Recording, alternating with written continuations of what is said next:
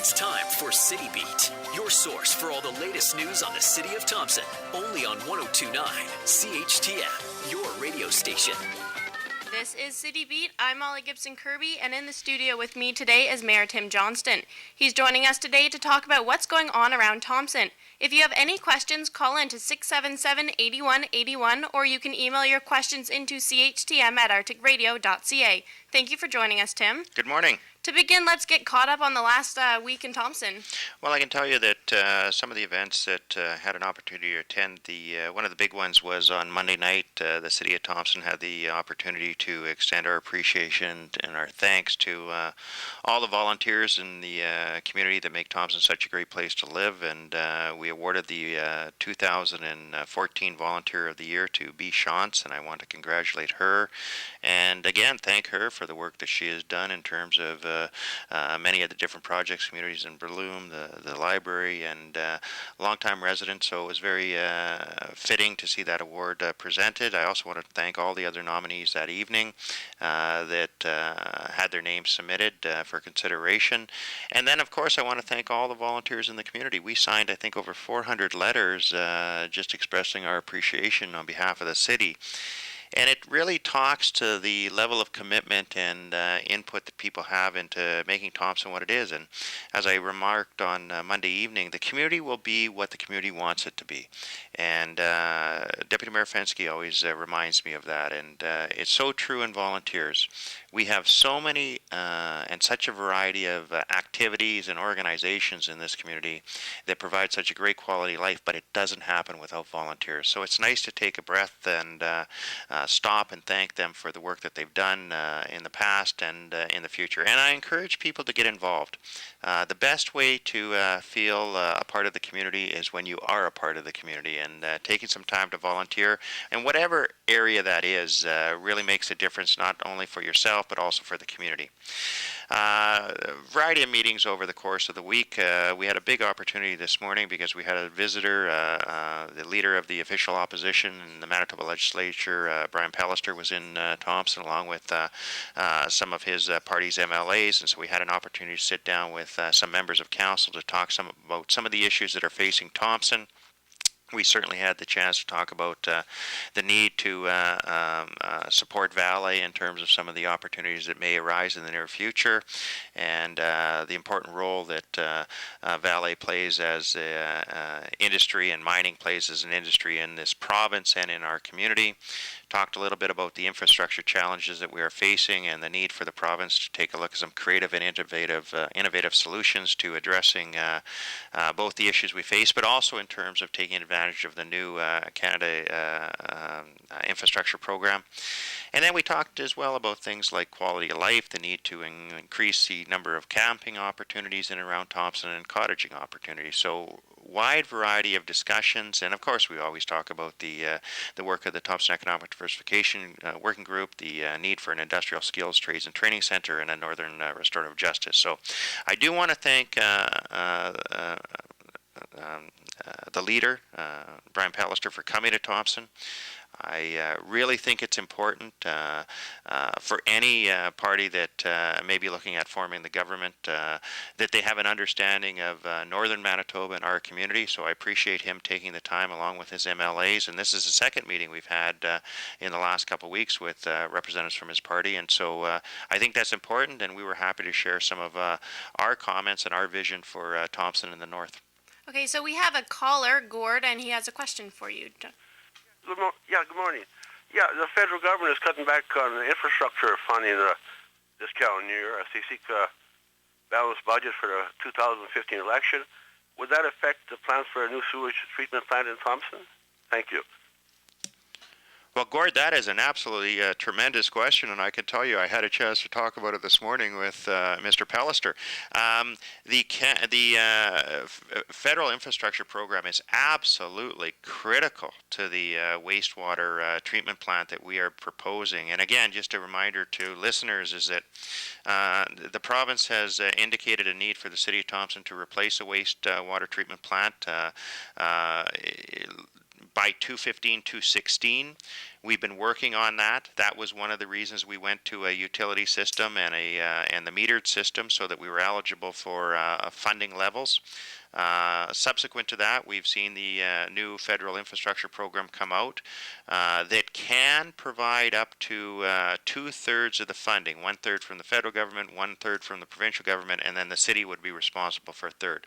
That's even better than the previous scenario that we thought it was going to be a 60-40 split with the city coming up with 40.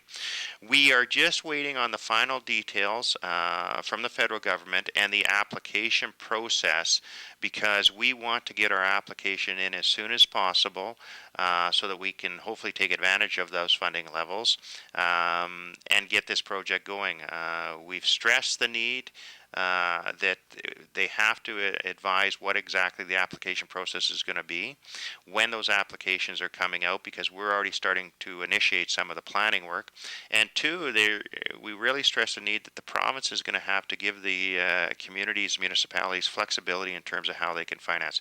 We are in a unique and a fortunate position in Thompson because we have set up reserves, and we do have some money in place, as well as we have opportunities where we directly fund infrastructure, such as the accommodation tax. So we will have our resources in place to fund the program. We just need to know when that application comes out, and we want to get it in. But that is the priority for the new infrastructure program, is the wastewater treatment plant. And so we were very pleased with that announcement as of April 1st, and we're just waiting to get the application in.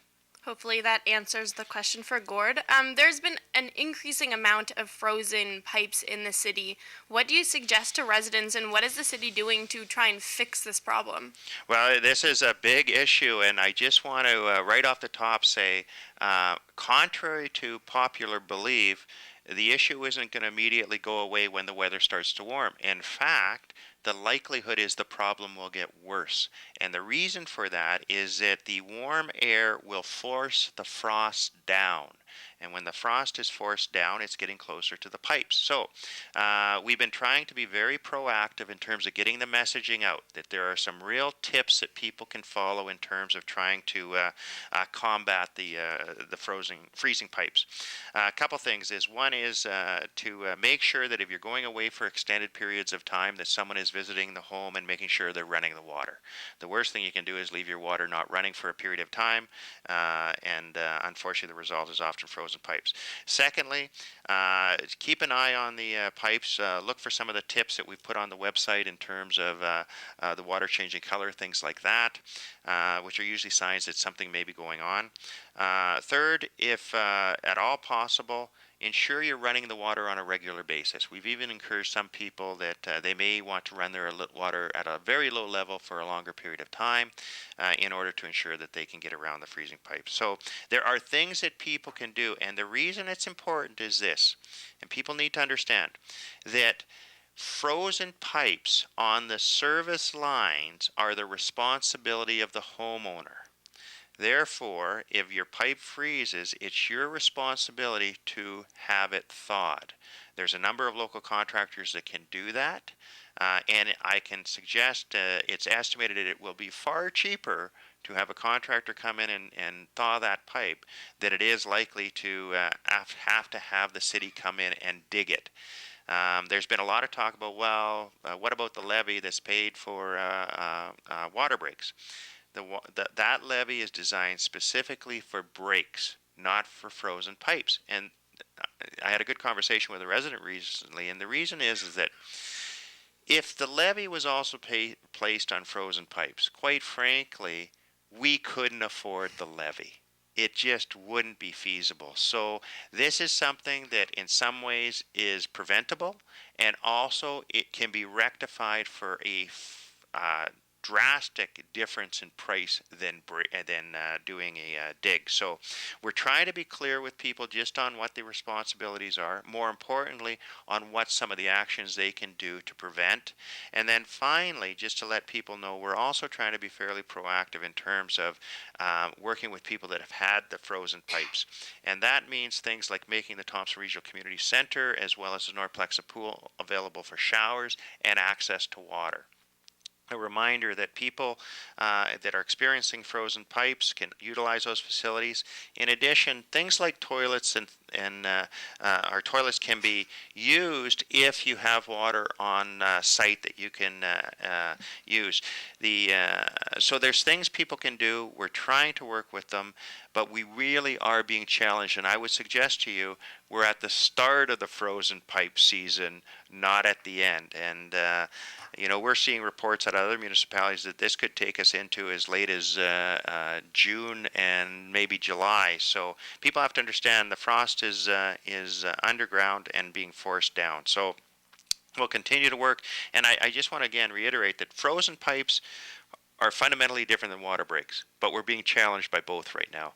Yesterday on the board, I think we had 5 water breaks that were on city mains that we were responsible for. In addition to that, we knew of 3 commercial properties that had breaks on their property. Commercial properties are solely responsible for the breaks on their area because it's to their service line. And our levy only covers residential properties. So we know there's been a large amount of disruption. We want people to understand the way our utility and our system works, and so we're trying to get those tips out. But if anything has ever shown why it was necessary to move to a utility system, this is it. Because without the utility system, we never will have a chance to do the capital work that is required to replace the pipes over a long term as opposed to patching. Because when we go and do a break, it likely will take all day to dig the hole. It'll take a fraction of the time to actually fix it. Then we got to fill it. Then we got to fix the lawn later on. And that's just a patch. That is not a permanent solution. That's a patch. And I often say it's the Band-Aid solution. What we need to do, and what the utility will provide us to do, that we've started in the last year or so, is begin to replace large sections of pipe. This is what's needed. It's unfortunate, and I often say leaders make the decisions they make at the time, given the circumstances. We should have had this utility in 30 years ago, and we should have been replacing pipes for the past 30 years when they were 20, 30 years old, instead of today when they're 55 years old. I understand if we were to go and replace all our pipes right now, we're looking at likely a 40-year time span. We delayed it too long. We're paying the price. And I know people will complain and say, oh, look at this. It would have been far worse, and we never would have been able to afford it on the property tax basis. And that's why we had to go to the utility. Unfortunately, it's a slow fix unless there's some major money coming from other levels of government. But there are things we can do, especially about the frozen pipes. Okay, so we're running out of time. I just want to quickly ask, Relay for Life is happening in the city, and CHTM wants to know if the city would sponsor us to participate in it, and also what can you kind of say on the event happening? Well, a couple things. One is the city certainly supports the Relay for Life, and there was a resolution recently at council in terms of providing the facilities. So that's the contribution of the city of Thompson on behalf of the residents as we make the facility available for use of the event. The other one is that I would encourage all Thompsonites to sponsor this worthwhile event. I don't think there's anyone who hasn't been impacted by friends or relatives with cancer, and I certainly would be willing to sponsor you as an individual, and I encourage other Thompson residents to do the same and sponsor those that might be participating in the event. All right, thank you very much. We're actually running out of time, so I'll give you some time for your listeners to say some parting words until next week. Well, just a couple quick things. Again, encourage people to take caution and care out on the streets. We know that we're still removing some of the snowbanks, but we're really struggling with the water breaks and freezing pipes, and that's what's causing some delays in terms of getting to some of the other things we'd like to get to. But the one that we're working on is potholes. We know they're showing up. We had crews out last night draining some of the areas and getting rid of the water so people can at least see the potholes. I understand we've taken the mix that we used to fill them, We have to warm that mix first, so we're doing that, and we should be out addressing the potholes within the next few days. If people are seeing potholes, please report them to Public Works so we get them on the list. Other than that, lots of things happening. The weather's improving. Encourage people to get out, take advantage of all the great activities that are happening. It's a big weekend. I know the United Steelworkers have the hockey tournament down at the Thompson Regional Community Center. Get out and see some great hockey. Live ammo is taking place at the Thompson Regional Community Center on Saturday afternoon. And I know there's a fishing derby on Sunday that hopefully I might be able to get out to. So lots of great things. Encourage people to go out, get out, have fun. And again, I just remind people that April has been proclaimed Daffodil Month in the city of Thompson. Wish everyone a great week. Thank you. This has been City Beat. Join us again next Thursday for more news about what's going on in Thompson. I'm Molly Gibson Kirby for 1029 CHTM.